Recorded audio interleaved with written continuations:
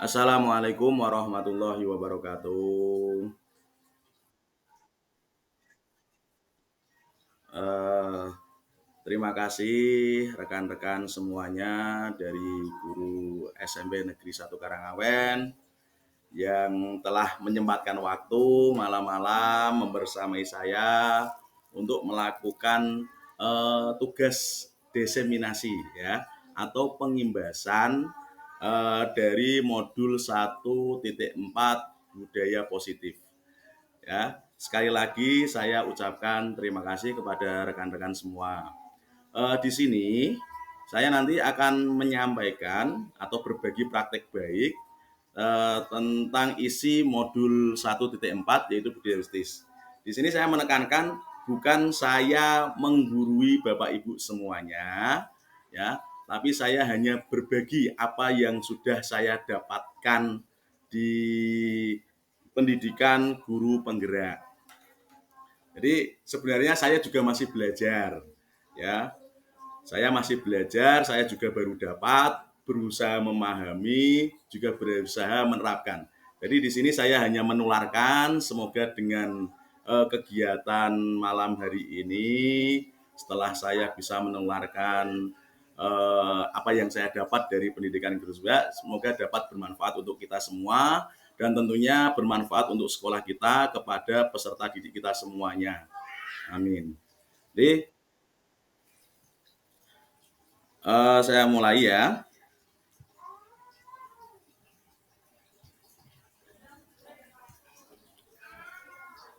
Salam dan bahagia untuk kita semua. Nah, apakah makna dari budaya positif? Apa contoh penerapan positif yang telah kita terapkan? Jadi sebelumnya kita mengenalnya kan dengan disiplin positif atau apa ya. Jadi di sini adalah budaya positif. Budaya positif di sekolah, budaya positif di sekolah yaitu nilai-nilai dan kebiasaan-kebiasaan di sekolah yang berpihak pada peserta didik agar mereka dapat berkembang menjadi pribadi yang kritis, penuh hormat dan tanggung jawab. Jadi semua budaya-budaya positif di sekolah itu bertujuan itu, ya, bertujuan agar anak dapat lebih kritis, penuh hormat dan bertanggung jawab dari semua yang dilakukannya. Jadi sebelum kita lanjut ke apa itu budaya adiktif dan nanti poin-poin semuanya, pertama kita harus melakukan perubahan paradigma. Perubahan paradigma yang bagaimana? Nah, di sini karena kurikulum kita yang terbaru adalah kurikulum Merdeka, ya, filosofinya dari Ki Hajar Dewantara, maka kita menggunakan filosofi pendidikan Ki Hajar Dewantara. Yang pertama, anak bukan tabula rasa. Yang kira-kira masih teori tabula rasa adalah menganggap anak itu adalah selembar kertas kosong, ya, yang nantinya akan diisi oleh bapak ibu gurunya di sekolah. Nah, anggapan tersebut atau tabula rasa itu tidak sesuai dengan filosofi pendidikan Ki Hajar Dewantara. Bahasanya sebenarnya anak itu dari lahir, dari kodratnya itu sudah mempunyai sebuah keunikan-keunikan, mempunyai sebuah modal dasar dari dirinya sendiri. Kemudian yang kedua, semua anak terlahir dengan bakatnya masing-masing. Seperti yang saya sampaikan tadi, yaitu masing-masing anak itu unik. Kemudian anak juga mempunyai bekal budi pekerti. Ya, budi pekertinya dari mana? Ya, budi pekertinya dari kehidupan anak sehari-hari di keluarga terutama. Kemudian tugas guru menuntun bakat tersebut agar anak tumbuh dengan selamat dan bahagia. Ya, jadi di sini paradigma barunya adalah guru itu menuntun bakat yang sudah dipunyai anak dari awal. Bukan seperti teori tabula rasa ya, selembar kertas kosong putih yang harus kita isi, tidak. kita di sini menurut filosofi Ki Hajar Dewantara adalah menuntun bakat tersebut agar anak tumbuh dengan selamat dan bahagia. Masing-masing anak punya bakat sendiri-sendiri, punya keunikan sendiri. Nah, di sini Ki Hajar Dewantara mengibaratkan guru itu seperti petani dan anak ibarat biji jagung. Ya, jadi kita tidak bisa mengontrol atau mengontrol pertumbuhan jagung, kita hanya bisa menuntunnya. Kita kita tanam dari awal, kita siapkan benihnya sebaik-baiknya, kita siapkan lahannya, kita siapkan tanahnya. Setelah ditanam, nanti kalau sudah mulai tumbuh, kalau kurang air ya diberi air, kalau kurang pupuk ya dipupuk. Jadi kita hanya menuntun, tidak bisa kita nanamnya jagung, nanti berharap tumbuhnya padi, nggak bisa.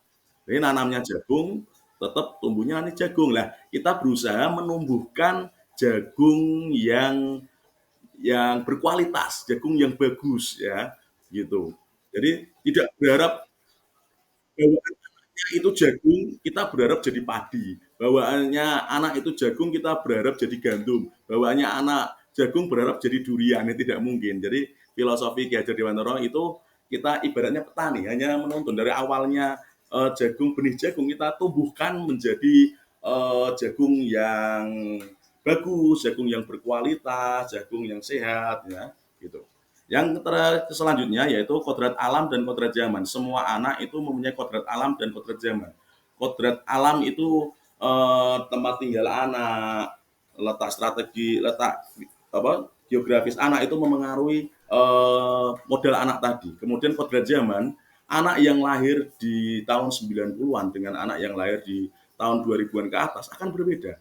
Sama halnya seperti kita masih waktu kecil dulu, kita belum belum mengenal yang namanya gadget atau HP. Masa kecil kita belum kenal HP. Ya, tapi berbeda dengan anak-anak sekarang.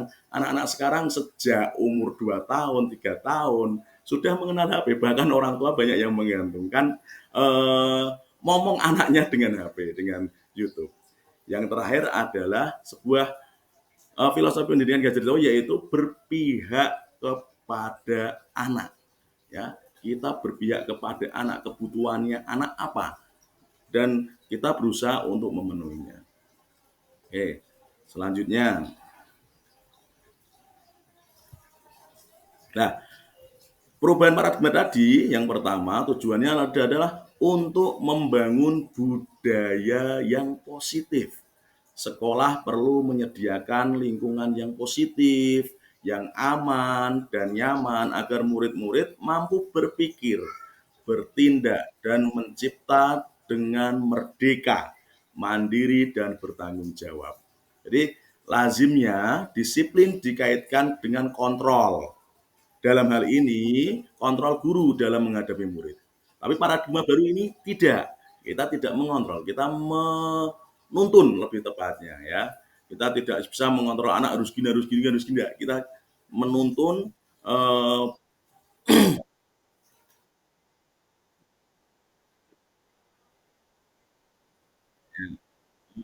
maaf mikrofonnya Bu Farah bisa di silent dulu ya. Ya, terima kasih. Ya, jadi kita menuntun kodrat modal-modal yang sudah dipunyai anak tadi. Oke. Nah, perubahan paradigma tadi yang awalnya itu dari stimulus respon ya, perubahan paradigma selanjutnya adalah teori kontrol, ilusi kontrol. Nah, berikut ini adalah paparan dari Dr. William Glasser dalam kontrol teori untuk meluruskan miskonsepsi tentang kontrol. Miskonsepsi yang sebenarnya miskonsepsi itu seperti salah pandangan ya, salah pandangan. Jadi yang pertama, ilusi guru mengontrol murid. Itu salah, ya, ilusi itu salah. Ya, guru tidak dapat mengontrol murid. Yang dapat mengontrol adalah murid itu sendiri, ya. Kemudian ilusi bahwa kritik dan kritik itu dapat membuat orang merasa bersalah dan dapat menguatkan karakter. Itu juga salah sebenarnya. Ya, kadang kritik yang terlalu tajam yang terlalu kasar itu malah bisa melukai hati yang dikritik. Selanjutnya yaitu ilusi bahwa semua penguatan positif, efektif dan bermanfaat. Belum tentu ya. Ada kalanya tidak terlalu efektif. Kemudian ilusi bahwa orang dewasa memiliki hak untuk memaksa. Nah, ini yang terakhir ini yang sering saya lakukan ya, yang mungkin sering saya lakukan sebelum mengenal budaya positif pada modul 1.4 di pendidikan guru penggerak ini. Jadi seperti halnya guru-guru itu kan sudah dewasa ya, sudah dewasa, seperti memiliki hak untuk memaksa anak harus gini, harus gini, harus gini. Saya melakukan itu, saya sadari saya pernah melakukan itu, saya pernah di posisi itu. Maka dari itu kita bersama-sama untuk merubah paradigma itu. Ya. Selanjutnya, perubahan paradigma tadi yang saya sampaikan dari stimulus respon ya menjadi teori kontrol. Ya. Bisakah kita mengontrol? Ya, kalau dulu itu stimulus respon. Kita mencoba mengubah orang agar berpandangan sama dengan kita. Itu sebenarnya kurang tepat kalau menurut filosofi pendidikan Ki Hajar Dewantara. Kita tidak bisa mengubah orang agar berpandangan sama dengan kita. Nah, apa yang seharusnya kita lakukan yaitu kita berusaha memahami pandangan orang lain. Jadi kitanya yang berusaha memahami pandangan orang lain, bukan orang lain dipaksa untuk memahami pandangan kita, tapi kita berusaha memahami pandangan orang lain tentang dunia. Selanjutnya, perilaku buruk dilihat sebagai suatu kesalahan. Ya, seringnya kalau anak didik kita, murid-murid kita melakukan perilaku buruk itu dianggap sebuah kesalahan yang besar, kesalahan yang fatal.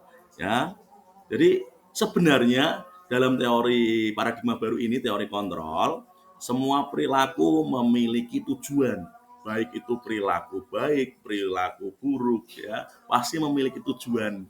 Nah, kalau memiliki tujuan juga memiliki alasan sebenarnya. Kemudian orang lain bisa mengontrol saya. Ini berhubungan dengan yang pertama tadi ya. Orang lain bisa mengontrol saya. Nah, pada teori kontrol ini, paradigma baru, hanya Anda yang bisa mengontrol diri Anda sendiri. Ya, kalau kita memaksakan seolah-olah ilusinya adalah bisa mengontrol anak, tidak bisa. Kita hanya bisa mengarahkan, menuntun kan. Yang mengontrol tetap pada diri sendiri. Di sini posisinya murid, berarti yang bisa mengontrol sepenuhnya adalah murid itu sendiri. Kemudian adalah pemaksaan ada pada saat bujukan gagal. Ya, saya sering melakukan itu dulu ya. Sering memaksa kalau sudah diawali bujukan tapi ternyata masih belum berhasil, akhirnya menggunakan sedikit paksaan. Ya, sebenarnya kita tidak bisa memaksa, tapi seharusnya menurut paradigma baru ini adalah kolaborasi dan kesepakatan menciptakan pilihan-pilihan yang baru. Jadi seharusnya kita mulai berkolaborasi ya dengan anak tadi, dengan murid tadi, kita berkolaborasi untuk menciptakan pilihan-pilihan baru dari hal yang ingin dibahas tadi. Kemudian terakhir, model berpikir menang kalah. Ya, ibaratnya gini, kalau misalnya ada murid kita yang melakukan tindakan buruk, terus kita berusaha ngontrol, kita membujuk, terus kita memaksa. Kalau murid itu mau dengan paksaan kita kan seperti menang, muridnya kalah. Atau sebaliknya, kalau muridnya ternyata tidak mempan, kita yang merasa kalah ya. Paradigma itu mulai kita hilangkan ya. Seharusnya kita ya model berpikir menang-menang, menang semuanya. Jadi di posisi guru kita juga berhasil melakukan pendidikan yang sesuai, kemudian anaknya juga merasa. Jadi menang-menang, tidak ada menang kalah dalam paradigma baru. Selanjutnya, nah, tadi budaya positif lanjutannya setelah mengubah paradigma baru adalah disiplin. Disiplin positif. Apa makna disiplin di sini? Kata disiplin sering dikaitkan dengan tata tertib. teratur, dan kepatuhan pada peraturan. Kata disiplin juga sering dihubungkan dengan hukuman, padahal itu sungguh berbeda karena belajar dengan disiplin tidak harus dengan memberi hukuman. Justru itu adalah salah satu alternatif terakhir. Alternatif terakhir paling belakang. Dan kalau perlu tidak digunakan sama sekali. Nah, paradigma baru ini, nantinya budaya positif ini, itu sebisa mungkin paling terakhir baru hukuman, bahkan ditekankan dihilangkan, hukuman itu dihilangkan. Ya, saya sendiri menyadari bahwa saya sering melakukan hukuman atau konsekuensi dari tindakan-tindakan anak yang tidak sesuai. Nah, kita bersama-sama, tujuan saya menyampaikan ini, kita bersama-sama berusaha mengubah paradigma itu. Nah, selanjutnya, Ki Hajar Dewantara menyatakan bahwa untuk mencapai kemerdekaan atau dalam konteks pendidikan kita saat ini, dan untuk menciptakan murid yang merdeka, syarat utamanya adalah harus ada disiplin yang kuat. Disiplin yang dimaksud adalah disiplin diri yang memiliki motivasi internal. Jika kita tidak memiliki motivasi internal, maka kita memerlukan pihak lainnya untuk mendisiplinkan kita. Nah, jadi disiplin di sini utamanya yaitu dapat kita lakukan dengan maksimal apabila kita sudah memiliki motivasi internal. Loh, kalau ada motivasi internal, berarti ada motivasi eksternal. Ada. Nanti selanjutnya akan kita bahas. Nah, motivasi internal ini yang seharusnya dimiliki oleh setiap orang, tidak terkecuali guru, tidak terkecuali murid. Nah, kita di sini sebagai guru berusaha untuk menumbuhkan motivasi internal dari murid-murid kita atau peserta didik kita. Nah, ini teori motivasi perilaku manusia. Sini dicontohkan yang pertama, untuk menghindari ketidaknyamanan atau hukuman, apa yang akan terjadi apabila saya tidak melakukannya? Itu masih eksternal karena menghindari hukuman, ya, masih menghindari hukuman. Kemudian yang kedua, untuk mendapatkan imbalan dari orang lain atau institusi. Apa yang akan saya dapatkan apabila saya melakukannya? Itu masih motivasi eksternal. Jadi memikirkan dampaknya nanti. Kalau saya melakukan akan dapat hukuman apa? Kalau saya tidak melakukan akan dapat hukuman apa? Kalau saya melakukan akan dapat imbalan apa? Ya, jadi itu motivasi eksternal. Seperti halnya ketika kita dalam sebuah pembelajaran ada anak yang misalnya kita memberikan pertanyaan, kemudian ada anak yang tidak mau menjawab, misalnya tidak mau menjawab, kemudian kita memancing-mancing dengan memberikan hadiah. Ayo siapa yang berani menjawab nanti akan diberi hadiah oleh Pak Elva. Yang berani jawab benar dapat 5.000. Yang berani menjawab tidak benar dapat 2.000. Nah, itu sebenarnya menumbuhkan motivasi eksternal. Kalau tidak kita pancing-pancing dengan hadiah, anak tidak berani menyampaikan. Nah, saya pernah melakukan itu. Ya, saya pernah melakukan itulah. Di sini saya telah dapat dapat materi ini tentang budaya positif. Saya berusaha untuk mengurangi itu. Ya, saya berusaha untuk menumbuhkan motivasi internal dari peserta. Nah, contoh motivasi internalnya bagaimana? Di sini dicontohkan untuk menghargai diri sendiri, menjadi insan sesuai harapan kita. Dicontohkan seperti kalimat, saya akan menjadi orang yang seperti apa bila saya melakukannya. Jadi pandangannya ke dirinya sendiri, tidak bergantung kepada orang lain atau hal lain. Ya, kalau saya begini, saya akan begini. Kalau saya begini, akan saya begini.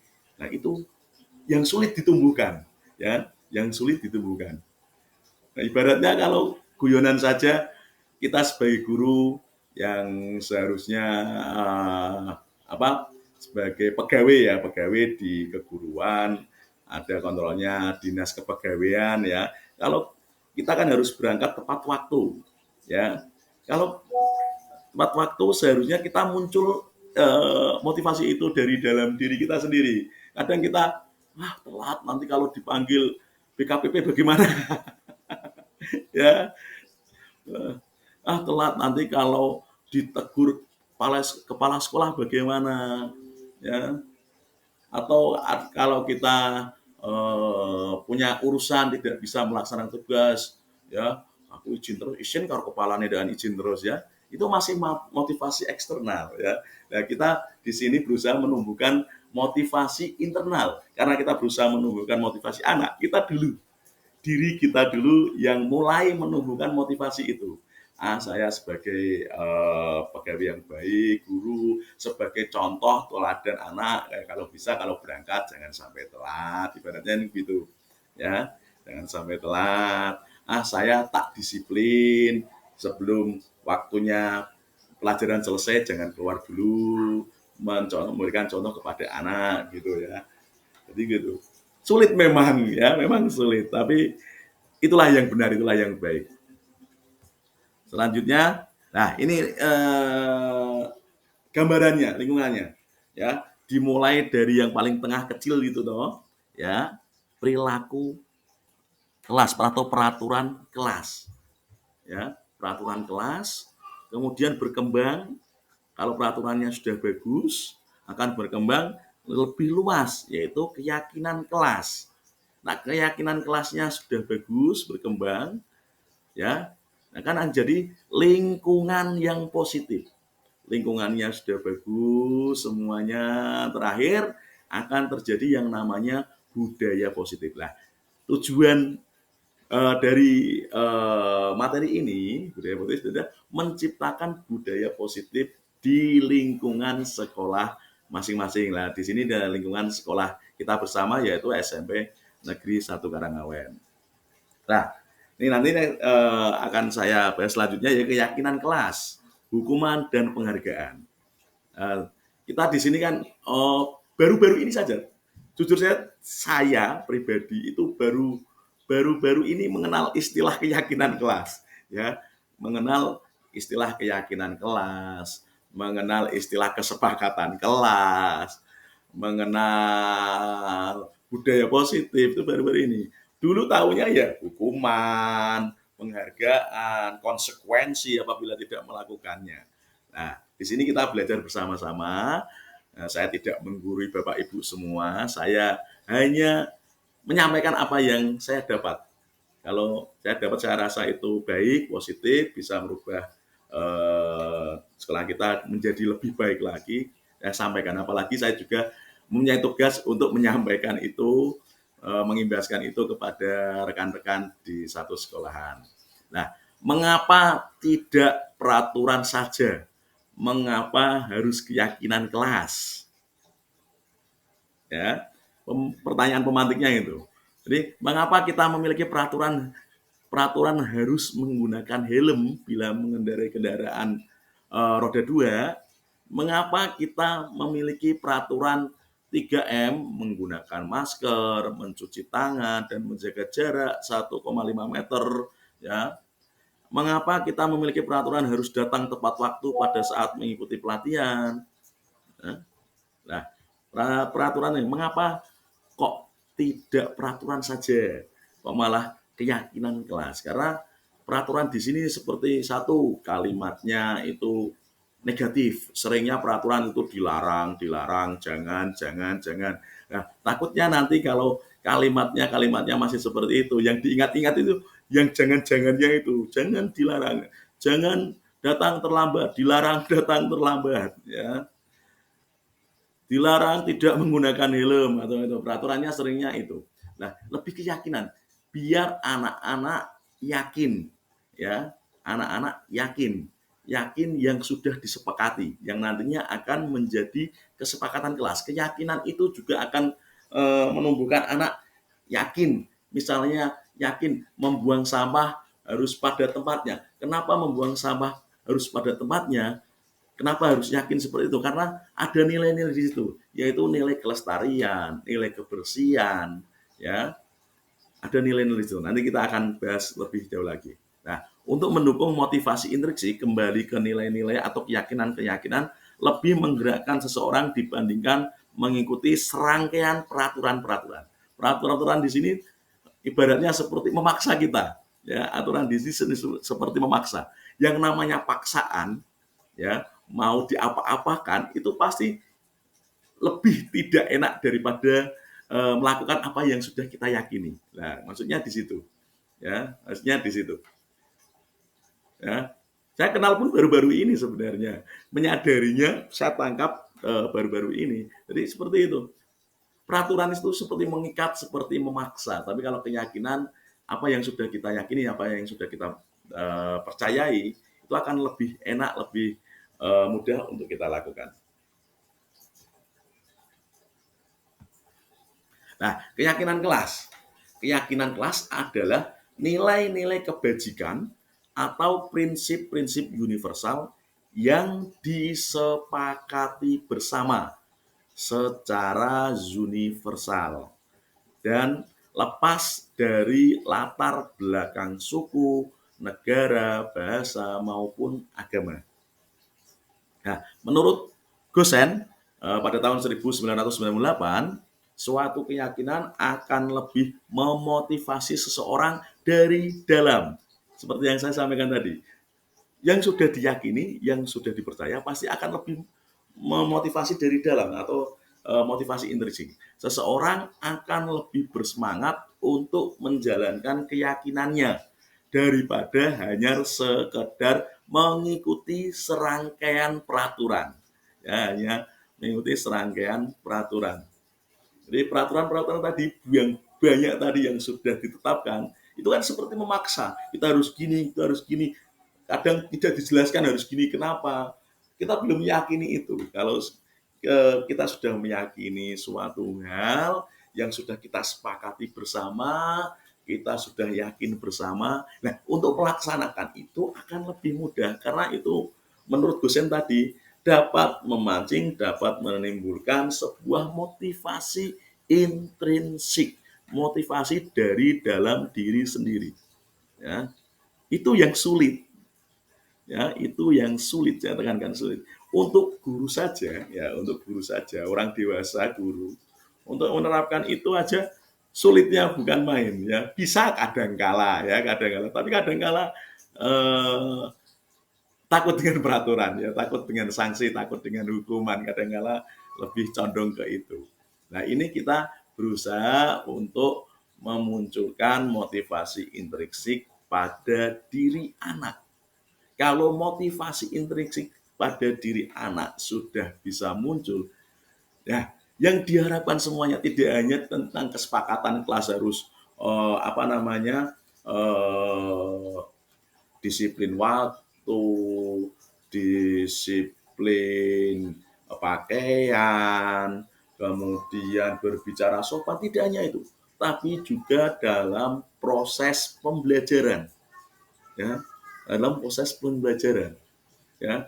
Anak-anak itu seperti motivasinya untuk belajar itu akhir-akhir ini menurut saya pribadi itu sangat turun sekali, ya. Apa-apa harus kita paksa, kadang kita ancam itu yang seharusnya kita mulai hilangkan. Kalau kita bisa memunculkan motivasi intrinsik, ya, kalau kita bisa memunculkan motivasi intrinsik dalam diri anak, semua itu yang kita harapkan dalam proses pembelajaran nantinya akan insya Allah akan dapat berjalan dengan baik, dengan lancar, seperti yang kita inginkan. Karena motivasinya sudah dari diri anak sendiri. Nah, selama ini anak-anak itu motivasinya masih banyak dari luar, ya, dari orang tua, dari guru, dari aturan, bahkan sepele saja. Kita memberikan tugas, kadang ada beberapa anak yang tidak mengerjakan. Setelah itu kita misalkan berikan sanksi, berikan hukuman, berikan konsekuensi, ya. Nah, ketika memberikan tugas ulang, terkadang kita sebagai guru sudah menyampaikan ancaman, ya. Ayo, ini kalau masih ada yang tidak mengerjakan lagi, besok sanksinya ini loh. Sanksinya harus mengulang atau menulis tugas ulang sebanyak 3 kali, 5 kali kalau zaman SD kita dulu seperti itu. Atau kalau guru yang sedikit galak, yang tidak mengerjakan tugas, push up, lari keliling lapangan, hormat bendera ya. Kita sering menggunakan hukuman-hukuman tadi yang seperti ancaman tadi. Oke, selanjutnya. Nah, pembentukan keyakinan kelas. Nah, keyakinan kelas tadi kan sudah disepakati semua. Cara pembentukannya bagaimana? Keyakinan kelas bersifat abstrak daripada peraturan. Abstraknya bagaimana? Bisa apapun yang lebih rinci, yang lebih konkret, yang langsung bersinggungan di kelas. Ya, bersinggungan yang terjadi di kelas. Keyakinan kelas berupa pernyataan-pernyataan yang universal, yang umum. Kemudian pernyataan keyakinan kelas senantiasa dibuat dalam bentuk positif. Tadi yang saya sampaikan sebelumnya ya, dalam bentuk seringnya peraturan itu diawali dengan kalimat-kalimat yang negatif ya, dilarang, jangan ya. Nah, ini takutnya nanti kalau kalimat-kalimatnya negatif, yang terngiang-ngiang itu negatifnya ya. Larangan, larangan, larangan, larangan, paksaan, paksaan, paksaan itu yang terngiang-ngiang. Makanya di sini dalam filosofi pendidikan Ki Hajar Dewantara terutama pada materi budaya positif ditekankan keyakinannya dalam bentuk kalimat positif, dalam bentuk positif intinya ya. Diusahakan untuk menghindari larangan-larangan ya, menghindari dilarang, menghindari jangan ya, tidak boleh sama halnya itu. Kemudian keyakinan kelas hendaknya tidak terlalu banyak sehingga mudah diingat dan dipahami. Seharusnya cukup simpel saja, sedikit, yang penting sudah mewakili semuanya, sudah disepakati, itu akan mudah diingat dan mudah dilaksanakan, mudah dipahami dan dilaksanakan tentunya. Harapannya seperti itu. Kalau terlalu banyak A sampai Z ya, kebanyakan anak akan lupa sendiri ya, akan malah lupa, sering lupa. Sebenarnya di sekolah kalau peraturannya banyak sekali kan, ya hari memakai seragam, datang tepat waktu, banyak sekali. Kadang ditegur guru, ayo apa yang kamu langgar? Apa Pak? Ya lupa. Ya, karena saking banyaknya tadi, saking banyak apa Pak ya? Mending saking banyaknya yang terbaru yang sering terjadi atau yang baru-baru ini terjadi itu kerudung, ya kerudung bagi siswi, ya kerudung bagi siswi itu kan di peraturannya kan kerudung sesuai aturan sekolah. Lah aturan sekolah tidak dijelaskan sebagaimana. Sebenarnya itu menjadi polemik juga. Ya, menjadi polemik. Karena apa? Yang digunakan anak itu kan juga kerudung bentuknya sama, cuman kadang tidak ada apa namanya, tidak ada bed identitas, tidak ada nama, tapi kerudungnya kan itu sudah kerudung gambarnya kerudung sudah memenuhi syarat lah kalau menurut saya pribadi, tapi ya saya tidak terus menyalahkan yang mengingatkan juga tidak, tapi acuannya, patokannya bagaimana toh kerudung yang sesuai aturan sekolah itu bagaimana, apa kerudung yang apa namanya yang asli dapat dari sekolah atau yang hanya dijual oleh koperasi atau kerudung yang bagaimana ya, seringnya itu kan kemarin kerudung loh ya, kemudian sama seperti anak kalau perempuan kan kerudung, laki-laki juga sama, laki-laki seringnya di rambut dan sepatu ya, rambut dan sepatu. Nah ditanya loh, rambut yang sesuai aturan itu yang bagaimana Pak?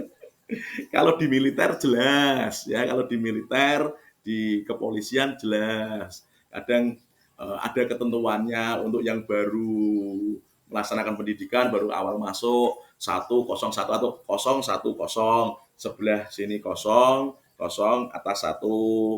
Nah, yang sudah mulai lama nanti 121, jelas aturannya. Tapi untuk rambut yang sopan itu bagaimana? Rambut yang sesuai aturan itu yang bagaimana? Terus gondrongnya seberapa?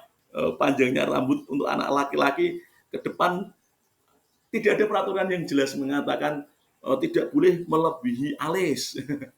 tidak boleh melebihi dahi atau yang belakang bagaimana, cukurannya tidak boleh moha kan nggak ada, hanya potongan yang sopan rapi sewajarnya lah, itu yang bagaimana itu juga sulit, itu banyak diperdebatkan ya. Kemudian sepatu juga, sepatu harus hitam, kadang ada polet-poletnya putih sedikit nggak apa-apa, tapi poletnya banyak nggak boleh lah, itu perlu kita tekankan lagi, perlu kita bentuk keyakinan lagi ya, sebenarnya kenapa tokoh harus seragam ya, keyakinannya dengan kalimat positif dan penjelasan yang kiranya anak dapat mengerti itu, anak dapat paham itu, dan manfaatnya apa ya, tidak hanya kita oh ya untuk sesuai dengan aturan. Mohon maaf ini saya bukan menggurui ya, bukan saya sok tahu, tengil ya, tapi itu menurut pandangan saya. Saya sesuaikan dengan keyakinan kelas ya, keyakinan. Nah, karena kalau sudah yakin nanti kan mudah untuk melaksanakannya. Sebenarnya untuk diseragamkan kan agar tidak berbeda-beda, agar tidak tampak tumpang tindih antara yang mampu dengan tidak ya, diseragamkan hitam semua juga agar seragam, kompak, tidak ada perbedaan antara sepatu yang mahal dengan sepatu yang murah, antara sepatu yang dapat dibeli oleh anak yang mampu, anak yang biasa, itu kan agar seragam, agar meminimalisir yang namanya kesenjangan sosial. Tujuannya adalah itu sebenarnya. Ya. Tapi kadang anak-anak kurang paham, kenapa toh Pak harus begini, kenapa harus semua hitam, kenapa harus gini? Karena anak kurang paham, itu menurut saya begitu. Ya, itu tujuan utamanya itu adalah satu agar keseragaman sama semua, tidak membeda-bedakan antara yang mampu, antara yang muslim, antara yang non muslim, antara yang beda suku. Tujuannya pertama itu. Yang kedua adalah menghindari yang namanya kesenjangan sosial, kesenjangan status sosial. Yang terakhir, yang kemudian selanjutnya ada semua warga sekolah sebaiknya ikut berkontribusi dalam membuat kegiatan kelas lewat curah pendapat atau diskusi.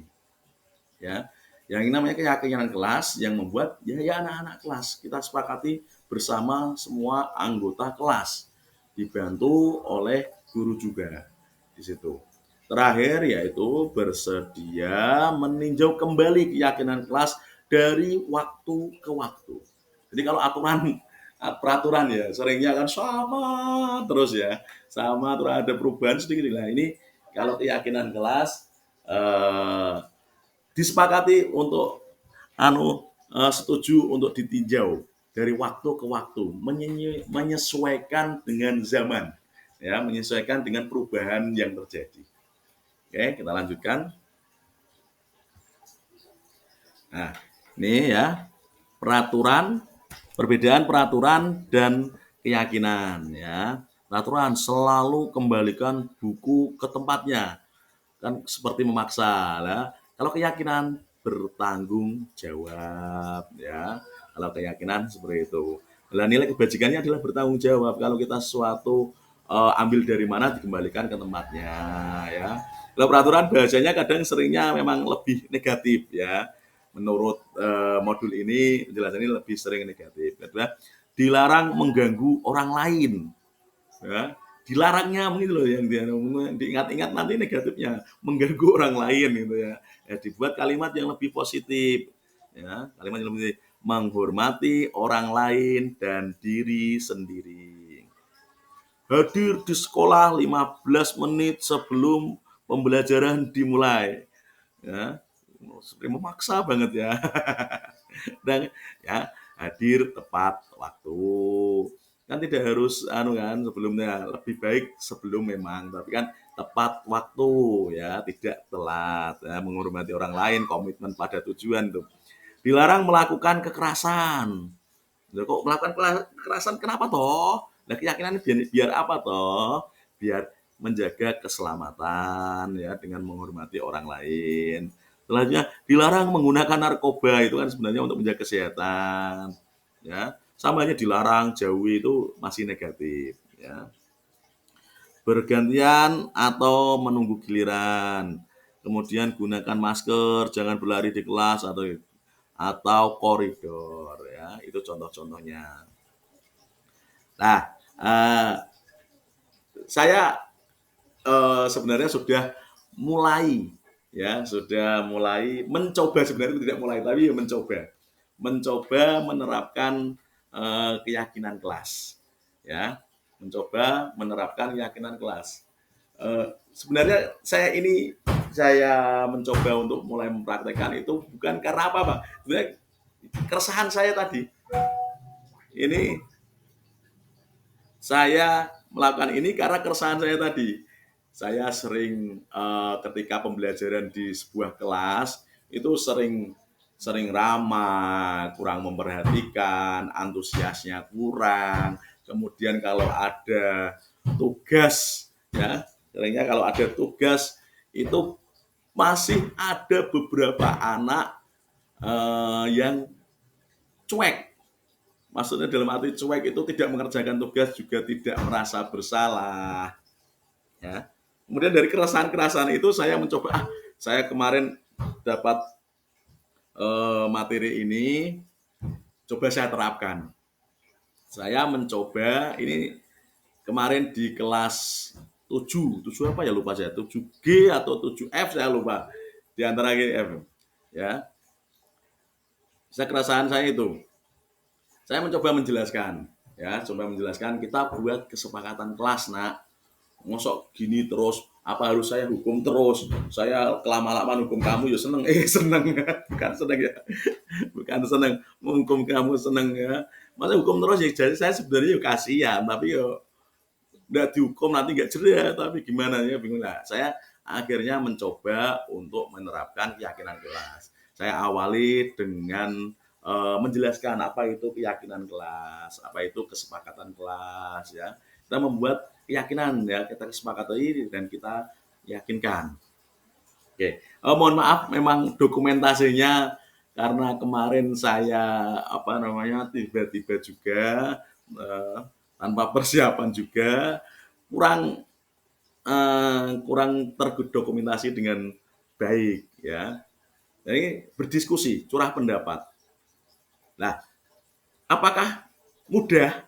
Sulit ternyata, sangat sulit ternyata untuk membuat keyakinan kelas, untuk membuat kesepakatan kelas. Karena saya rasa anak kelas 7 dari SD atau MI sampai sekarang baru ini. Biasanya langsung dibuatkan oleh gurunya atau langsung beli yang jadi, kemudian ditempel di kelas, ya. Ya sudah seperti itu. Ternyata untuk membuat dari awal itu sangat sulit sekali ternyata. Ya, tidak semudah membalikkan telapak tangan. Ya, kok sulit-sulitnya di mana? Nah, kita ketika berusaha awal, ya, curah pendapat, diskusi untuk menyampaikan kesepakatan-kesepakatan apa yang diyakini nantinya oleh anak. Usulnya aneh-aneh, seru usulnya sangat luas. Ada yang usul boleh tidur saat pelajaran, boleh makan sambil pelajaran. Terus ada beberapa anak karena mungkin sering dihukum, ya, dilarang menghukum siswa, dilarang menghukum murid, ya seperti itu. Sangat sulit sekali. Tapi yang namanya diskusi, saya juga mencoba untuk terbuka, bebas, ya. Semuanya disampaikan, ya. Nanti disortir lah. Jadi semuanya ditampung, nah nanti baru disortir, difilter, ya, dicari memang yang baik, yang sesuai dengan apa yang kita yakini bersama-sama, ya, apa yang kita yakini bersama-sama. Kemudian kalau masih ada kalimat-kalimat yang negatif, ya, seperti dilarang, jangan, jauhi, ya, kita ubah dengan kalimat positif, ya. Sulit sekali, sulit saya mempraktekannya di kelas, ya Allah. Ternyata juga sulit, ya. Apalagi yang tiba-tiba untuk membuat keyakinan kesepakatan bersama saja sulit, apalagi sudah ada keyakinan, sudah ada kesepakatan, terus tiba-tiba harus disepakati padahal tidak ikut membuat. Itu lebih sulit lah. Saya bisa menyamakan ini karena saya tidak omdo, ya, omong doang. Ya, walaupun kegiatan dari ini saya lebih banyak omong karena saya menyampaikan diseminasi, ya, menyebarluaskan. Ya, saya mencoba mempraktekkan di kelas 7G kalau tidak salah. Ya, lah dokumentasinya memang tidak lengkap, tapi kemarin hasilnya ini, ya, hasilnya ini. Jadi di sebelah kiri itu kan peraturan, ya, hasilnya ini peraturan-peraturan yang diusulkan oleh anak-anak, ya, peraturan-peraturan yang diusulkan oleh anak-anak, ya. Masih banyak kata-kata dilarang, dilarang, dilarang karena usulannya anak-anak hafalnya, taunya, kenalnya dari dulu itu larangan-larangan ya. Ya, taunya itu. Ini kelas 7 padahal ya. Berarti sejak SD, sejak dia SD atau MI, taunya peraturan ya yang tadi dilarang, jauhi, jangan itu. Yang muncul ini ya, yang muncul kiri dilarang, dilarang kurang terbaca ya. Kemarin fotonya juga belereng ya.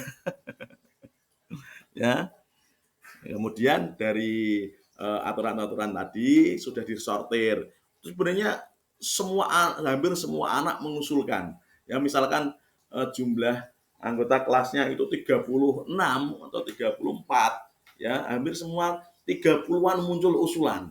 Ya, 13 nanti kita sortir ya. Di sini kemarin saya bersama murid-murid kelas 7G itu menyortir 9 ya, 9 kemudian saya pandu untuk diarahkan menjadi kalimat-kalimat positif ya. Kalau terbaca itu tulisan saya jelek. Tulisan saya kurang rapi juga ya kalau terbaca. Kalau yang pertama itu dilarang makan dan minum di kelas. Kemudian berusaha untuk dibuat menjadi positif yaitu membawa minum dari rumah atau tempat minum. Jadi saya lingkari yang minum. Kalau makan memang kurang pantas ya, tadi kurang sopan, kadang etisnya jangan. Tapi kalau minum nggak apa-apa ya. Nah, kemarin saya tekankan gitu, kalau minum tidak apa-apa. Tapi juga itu, ketika mau minum, izin dulu. Bu, saya minum ya. Jangan langsung minum aja atau apalagi pesen minuman di kantin. Kemarin kelas 7G kan kelasnya belakang ya, berdekatan dengan kantin. Terus tiba-tiba karena dibolehkan minum langsung pesen, Mbak es teh, jangan ya. Makanya di sini kemarin kalimat positifnya yaitu membawa minum dari rumah atau tempat minum ya. Jadi tempat minum nanti diisi di kantin ya, walaupun diisi di kantin tapi sudah disiapkan terlebih dahulu, poinnya itu. Kemudian sewaktu-waktu kalau ingin minum tinggal minum izin dulu. Kemudian itu ada yang mengusulkan dilarang bermain HP saat pembelajaran ya. Kemudian saya arahkan untuk positif yaitu gunakan HP dengan bijak dan sesuai kepentingan. Bukan dilarang sepenuhnya ya, bukan dilarang sepenuhnya tapi gunakan HP dengan bijak dan sesuai dengan kepentingan ya. Kalau gurunya di situ delalah apa kok delalah ternyata menggunakan media HP untuk pembelajaran ya digunakan ya, makanya gunakan dengan bijak. Kemudian apa saya juga membaca tulisannya sendiri ternyata sulit. tulisannya tulisannya terlalu bagus ya. Apalagi fotonya kurang jelas juga. Nah, itu gunakan HP, kemudian mengerjakan tugas atau PR sesuai perintah, berpakaian rapi sesuai aturan sekolah, gunakan apa lagi?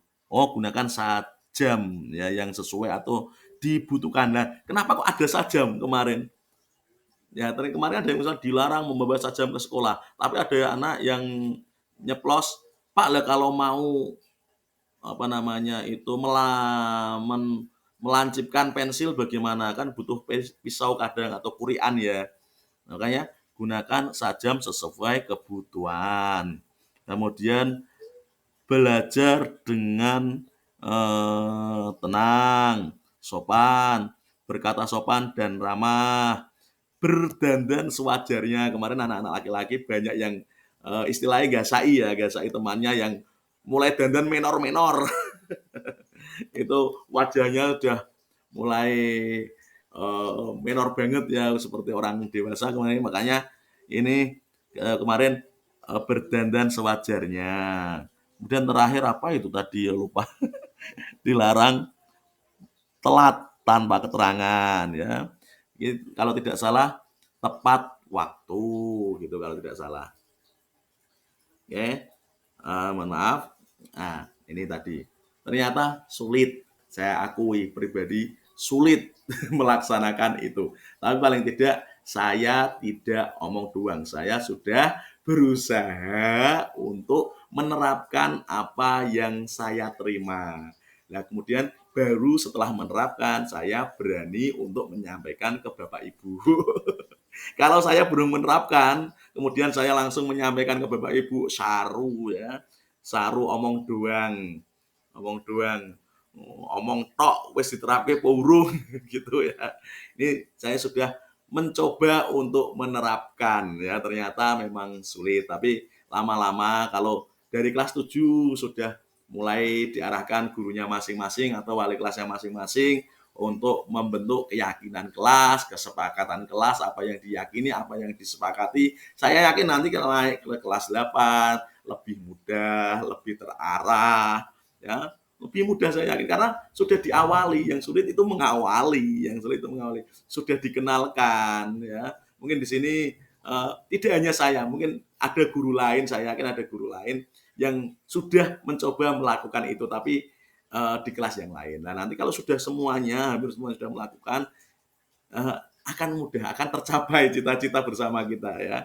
Akan lebih mudah tercapai, semoga insya Allah, saya yakin tapi. Ya. Nah, selanjutnya, nah ini yang mulai dihindari, dihukum oleh penghargaan. Ya, tadi yang saya sampaikan di awal tadi, yang merujuk ke motivasi intrinsik dan motivasi ekstrinsik. Nah, kalau diri banyak melakukan atau termotivasi ekstrinsik dari hal-hal yang di luar dari diri kita, baik dari hukuman ataupun penghargaan, ini bisa menjadi bumerang, ya, bisa menjadi bumerang, yaitu istilahnya dihukum oleh penghargaan. Jadi dihukumnya bagaimana? Di sini saya jelaskan adalah pengaruh jangka pendek dan jangka panjang. Ada yang memengaruhi jangka pendek, tapi ada yang mengaruhi jangka panjang juga. Ya, yang dikhawatirkan seperti itu.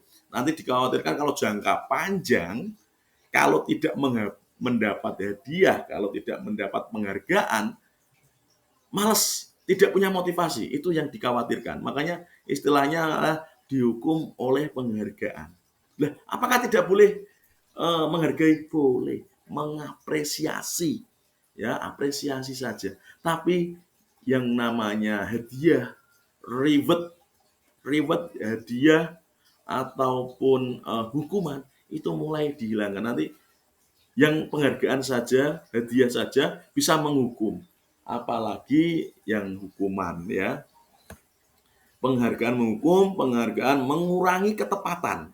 Karena motivasinya tadi masih dari motivasi eksternal. Kemudian penghargaan tidak efektif karena tidak timbul dari dirinya sendiri, tidak muncul dari dirinya sendiri. Yang terakhir, penghargaan merusak hubungan. Maksudnya bagaimana penghargaan merusak hubungan? Ya, kadang kala kita memberikan penghargaan, memberikan hadiah terus kepada salah satu anak yang kiranya dapat melakukan apa yang kita tanya, dapat melakukan tugas yang kita kerjakan, kita memberikan, lah anak yang kurang cepat menjawab atau belum bisa menjawab atau masih ketinggalan dia materinya, kan otomatis tidak pernah mendapatkan penghargaan, tidak pernah mendapatkan hadiah. Nah, di situ akan terjadi yang namanya merusak hubungan. Hubungan murid dengan murid, hubungan murid dengan guru. Nanti akan muncul anggapan-anggapan, alah, yo Pak, kayak nu murid kesayanganmu kayak dia terus. Ya, kayak nu murid kesayanganmu kayak dia terus. Aku no, ya butiran debu. Aku no butiran debu. Nah, atau bahkan murid dengan murid, Joshua kue no kesayangan Pak Anu, kue no kesayangan Ibu Anu, ya seperti itu ya. akan merusak hubungan yang dikhawatirkan itu. Sebenarnya tidak salah ya kita memberikan hadiah, kan tidak salah sebenarnya kalau kita anggap dulu sebelum saya mendapatkan materi ini kan saya, wah hadiah ya, saya sering melakukan itu, saya melakukan kuis yang nilainya sempurna dapat hadiah uang jajan atau kadang makanan kecil jajan. Saya dulu sering melakukan itu. Tapi setelah mendapatkan materi ini ya saya berusaha untuk mengurangi, ya. Alasannya itu tadi karena penghargaan saja bisa dihukum oleh penghargaan. Apalagi yang hukuman. Terus tadi tidak memunculkan motivasi intrinsik dalam diri. Ya, sifatnya hanya jangka pendek, jangka panjangnya kadang ketergantungan malahan ya. Yang dikhawatirkan itu ketergantungan. Oke, selanjutnya, nah ini ada apa namanya, kuis sebenarnya. Ya bukan kuis lah, kita pahami bersama ya, kita pahami bersama. Ini nanti kita bahasnya hukuman atau konsekuensi. Kalau penghargaan tadi kan sudah, ya. Kita menentukan hukuman atau konsekuensi. Contoh, nomor satu, mencatat 100 kali di dalam buku dengan kalimat saya tidak akan terlambat lagi karena terlambat sekolah. Ya. Dulu zaman-zaman kita semua sekolah mengalami ini, pasti kalau tidak mengalami dihukum langsung, tapi pernah melihat ini, pernah mengetahui ini ya, terlambat kemudian dihukum untuk atau diberikan sanksi untuk mencatat 100 kali kalimat saya tidak akan terlambat lagi. Itu pasti pernah lah. Ini menurut Bapak Ibu ya, itu hukuman atau konsekuensi. Ya. Kemudian lari mengelilingi lapangan basket 2 kali karena di sekolah. Ya, selanjutnya ya Pak Budi nanti ya sebentar ya. Oke, tidak usah saya bacakan berarti ya, tidak usah saya bacakan. Ayo menurut Pak Budi, menurut Bu Nailil, menurut Pak Ivan, Bu Dinda, Bu Farah, atau Bapak Ibu semua, tidak harus jawab semua. Ya. Maksudnya pilih salah satu atau dua dari poin-poin tadi ya. Nah, Pak Budi silakan disampaikan Pak Budi.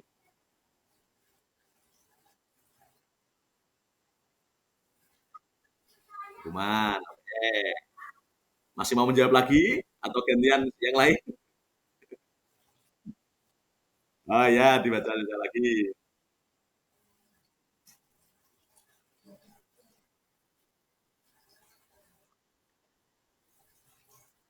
Hukuman.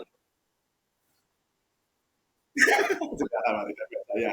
Pak Budi senior saya ya. Pak Budi sebenarnya sudah dapat materi ini duluan.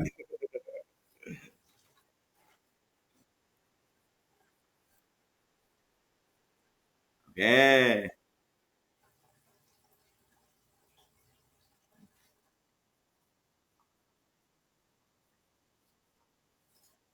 konsekuensi.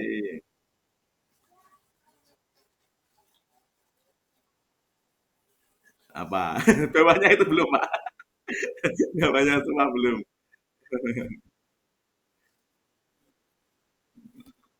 Hukuman, ya.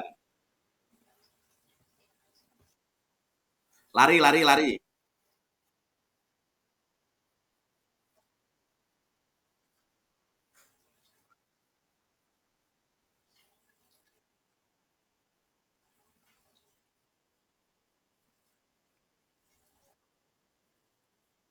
Oke, oke. Terima kasih Pak Budi. Bu Nailil silakan. Bu Nailil. Mungkin beda jawabannya dengan Pak Budi. Oh iya, boleh. Oh, sudah diborong Pak Budi semua Pak Iman ya. Ini salah KP. Oh ya, kita cek, coba kita cek. Kita cek. Uh, uh, Ya, yang pertama itu hukuman. Mencatat 100 kali saya tidak akan terlambat itu hukuman. Lari mengelilingi lapangan karena terlambat itu hukuman. Terlambat tadi di sekolah ya, beda dengan yang bawah. Yang bawah terlambat ketika pelajaran PJOK, terlambat 10 menit ya. Kemudian murid diminta untuk push up 15 kali karena tidak menggunakan masker ke sekolah, hukuman. Menggantikan kertas tugas teman yang telah dicoret-coret, konsekuensi. Membersihkan tumpahan air di meja tulis karena tersenggol pada saat belajar, konsekuensi. Murid disuruh untuk mengenakan sepatu seharian, karena tidak mengenakan sepatu hitam, maksudnya ini biasanya dihukum tidak mengenakan sepatu. Ini kalimatnya kurang ini ya. Tidak mengenakan sepatu seharian eh, karena salah memakai sepatu itu hukuman. Lari mengelilingi lapangan basket 2 kali karena terlambat 10 menit untuk pelajaran PJOK, konsekuensi. Beda. Yang satu dengan yang terakhir beda ya, karena ini di pelajaran PJOK. Lari itu masuk pelajaran PJOK ya, pemanasan ya. Nah, di sini kenapa kita bahas hukuman dan konsekuensi? Ya, kita ditekankan di sini kalau anak melakukan sebuah kesalahan atau melakukan yang tidak sesuai dengan kesepakatan kelas, sebisa mungkin kita memberikan konsekuensi, tidak memberikan hukuman. Nah, konsekuensi itu yang bagaimana? Konsekuensi itu yang sesuai dengan apa yang dilakukan. Ya. Contoh tadi yang pertama, dihukum mencatat tidak akan terlambat 100 kali, hubungannya sama telat opo. Itu kan hanya rasa jera toh. Itu hanya menimbulkan rasa jera. Ya, itu hanya menimbulkan rasa jera. Dihubungkan dengan apa yang dilakukan agar melatih untuk tanggung jawab. Karena sudah tidak atau tidak sesuai dengan kesepakatan kelas atau keyakinan kelas tadi. Ya, jadi diajari untuk tanggung jawab. Jadi konsekuensinya seperti tadi, merusak kertas jawaban teman atau mencoret-coret teman, konsekuensinya adalah ganti konsekuensinya, ya, bukan terus berdiri di depan papan tulis 1 jam pelajaran ya, itu hukuman itu ya, itu hukuman. Kemudian membersihkan tumpahan air di meja tulis karena tersenggol pada saat belajar, ya itu konsekuensi tadi sudah menumpahkan kotor, tanggung jawab, dilatih untuk tanggung jawab ya. Jadi bukan berarti kita setelah setelah tadi mempunyai kesepakatan kelas atau keyakinan kelas, tetap kadangkala ada anak yang tidak sesuai dengan kesepakatan ya, ada murid yang melanggar kesepakatan istilahnya ya, tidak sesuai dengan keyakinan kelas. Jangan diberikan hukuman, tapi berikan konsekuensi ya, melatih untuk tanggung jawab karena tidak sesuai dengan keyakinan ya. Yang namanya manusia kan ya tidak luput dengan kesalahan ya. Yang namanya manusia tidak luput dengan kesalahan. Lah, kesalahan itu jangan dihukum tapi diberikan konsekuensi. Ya. Selanjutnya, lah perbedaan hukuman dan konsekuensi ini contohnya lebih banyak lagi ya. Sesuatu yang menyakitkan harus terjadi, kalau konsekuensi suatu harus terjadi. Membuat anak sakit, membuat anak merasa tidak nyaman dalam jangka waktu yang pendek, beda-beda, banyak penjelasannya ya. Saya percepat saja. Nah, kemudian anak melakukan pelanggaran, melakukan suatu hal yang tidak sesuai dengan kesepakatan atau tidak sesuai dengan keyakinan kelas, sebenarnya dalam rangka memenuhi kebutuhan dasar manusia. Kebutuhan dasar manusia ada 5. Yang pertama itu yang tengah, survival. Survival bahasa Inggris ya, adalah bertahan hidup ya, bertahan hidup. Kemudian cinta kasih dan atau diterima, kemudian penguasaan, kemudian kebebasan, yang terakhir adalah kesenangan. Nah, kalau salah satu dari kebutuhan dasar manusia ini kok tidak terpenuhi, pasti akan melakukan sebuah pelanggaran, ya, tidak sesuai dengan kesepakatan. Tidak hanya murid, ya, guru atau orang dewasa pun sama sebenarnya. Salah satu ini tidak terpenuhi akan melakukan suatu penyimpangan tertentu. Itu sebenarnya teorinya seperti itu. Nah, ini ada contoh kasus. Ibu Ani, guru kelas 5 SD, Pelita Hati, sedang bingung menghadapi ulah salah satu murid di kelasnya. Agus beberapa anak telah datang dan mengeluh bahwa Agus yang seringkali meminta bekal makan siang mereka dengan paksa. Jika Anda menghadapi situasi seperti Ibu Ani, apa yang akan Anda lakukan? Menurut Anda, kira-kira apa alasan Agus melakukan itu? Jadi contoh misalnya di SD ini ya, ini ada beberapa anak yang bawa bekal makanan, tapi bekal itu sering dipalak atau diminta paksa oleh si Agus. Kemudian beberapa anak menyampaikan kepada ibu guru, Ibu Aini. Nah, apa yang kita lakukan seharusnya ya, biasanya kalau ya, yang sudah-sudah atau yang guru killer atau prinsip-prinsip dahulu langsung dihukum ya, Agus langsung dihukum, berikan hukuman agar tidak melakukan lagi. Nah, sebenarnya kita harus mencari tahu sebenarnya apa yang terjadi pada Agus. Nah, di sini kita lakukan dengan penerapan disiplin positif. Ibu Ani sebaiknya mencari tahu alasan Agus melakukan tindakan tersebut agar mengetahui kebutuhan mana yang sedang berusaha dipenuhi Agus. Nah, mungkin salah satu dari itu tidak dapat, jadi dia berusaha memenuhi.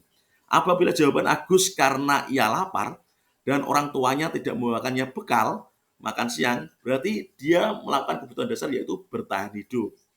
Apabila jawaban Agus karena ia senang temannya jadi perhatian, kan diganggu tuh perhatian tuh. Ya, jadi Agus berusaha untuk memenuhi kebutuhan cinta dan kasih sayang atau kebutuhan untuk diterima. Terus apabila jawaban Agus adalah dia merasa hebat karena temannya jadi takut, sok jagoan ya. Berarti dia berusaha untuk memenuhi kebutuhan penguasaan atau pengakuan ya. Apabila jawaban Agus karena dia merasa bosan dengan bekal yang dibawa ya, yang dibawakan ibunya, bekal yang sama, kebutuhannya adalah kebebasan, dia ingin bebas ya. Apabila jagoan adalah iseng, nah kalau iseng dan dia menikmati ekspresi wajah temannya, iseng ya, dia mencari kesenangan ya, maunya di situ. Jadi kita sebagai guru ketika ada siswa atau murid melakukan sebuah pelanggaran atau tidak sesuai dengan keyakinan kelas, kita pelajari sebenarnya dia itu sedang memenuhi kebutuhan apa yang tidak diperoleh olehnya ya, seperti itu. Nah, di sini nanti hubungannya dengan 5 kontrol guru ya. Di sini guru kalau bisa itu 5 kontrolnya, 1 ada penghukum ya, 2 itu pembuat rasa bersalah, 3 itu pemantau, 4 teman, 5 manajer. Nah, dari 5 ini ya, dari 5 ini hindari yang 2. Hindari 2, yaitu sebagai penghukum dan pembuat rasa bersalah. Karena ini nilainya sudah negatif ya, penghukum itu negatif, nanti anaknya sering dihukum, trauma, hubungannya tadi akan merusak ya, hubungan rusak. Kemudian pembuat rasa bersalah ini juga bisa traumatik juga, bisa membuat perasaan anak menjadi terluka ya, disindir terus, dikritik terus ya, anak bisa terluka. Nah, sebisa mungkin itu 3 ya, 3, 1 pemantau, yang kedua itu teman, yang terakhir manajer. Tapi dari 3 ini yang paling baik adalah yang manajer. Nanti kita akan bahas selanjutnya di segitiga restitusi.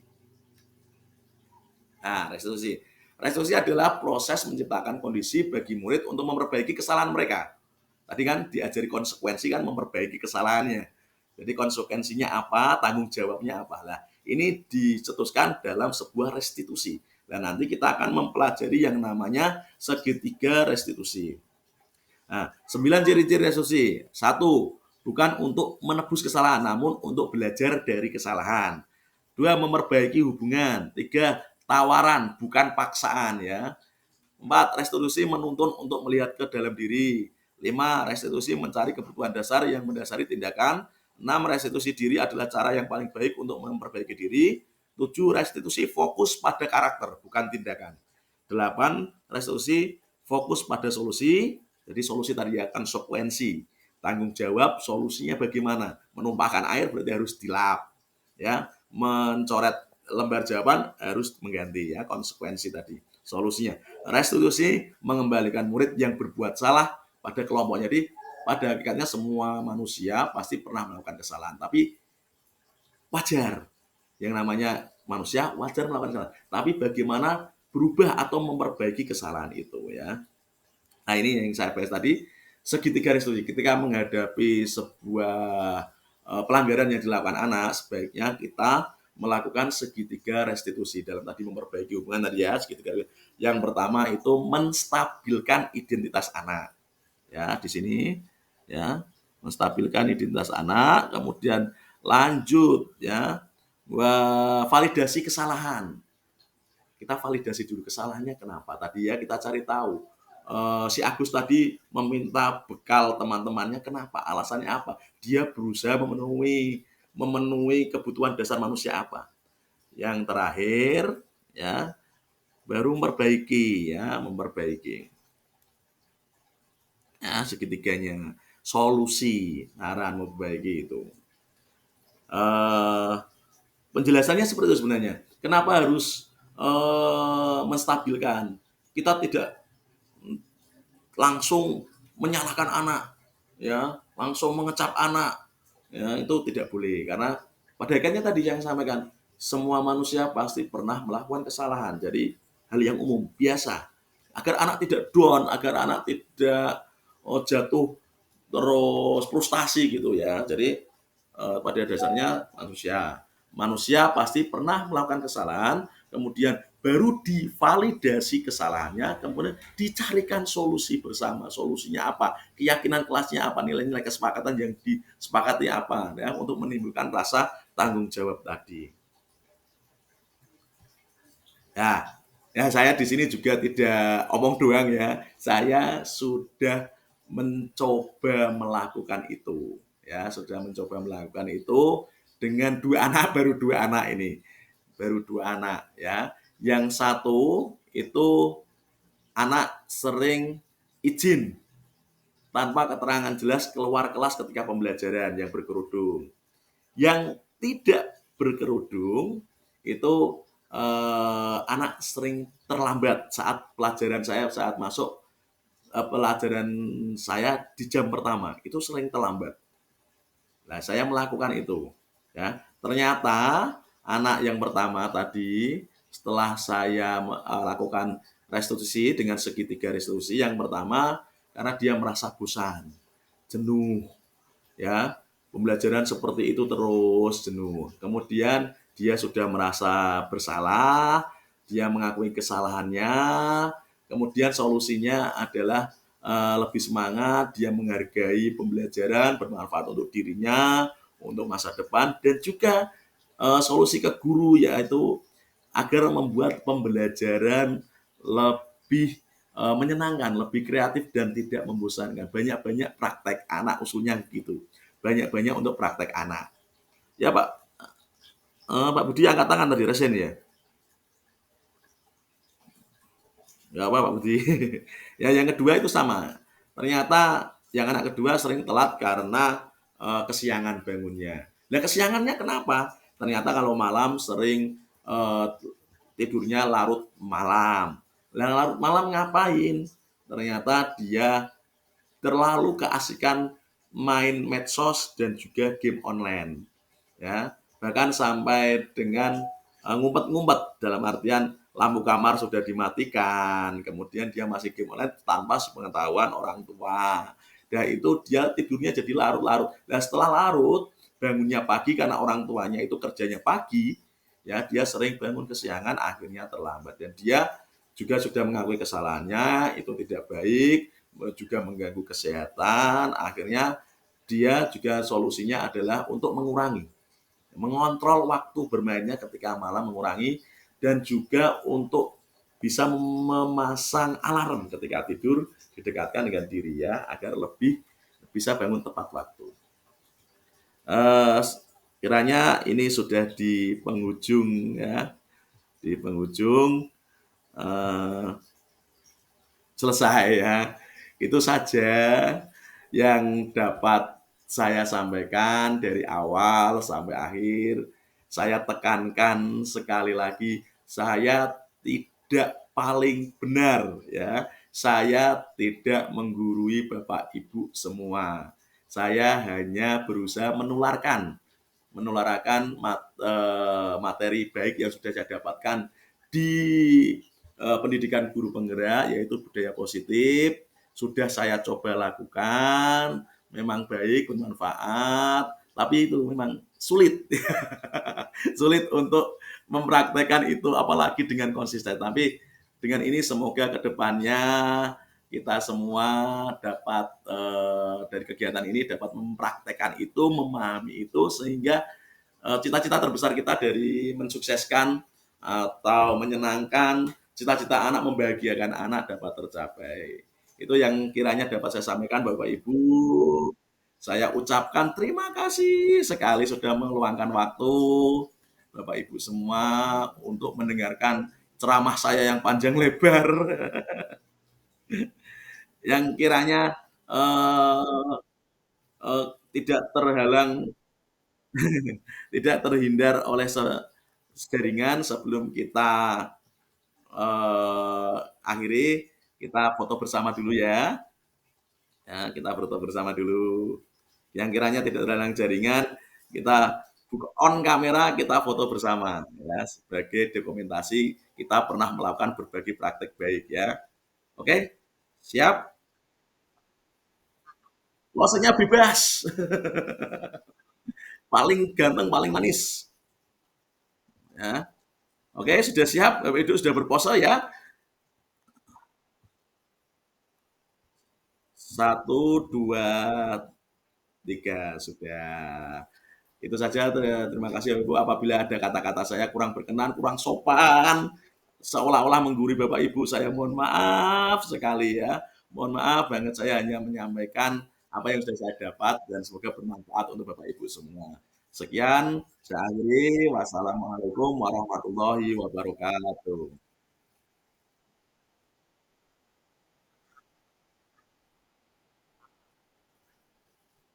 Oke, kalau mau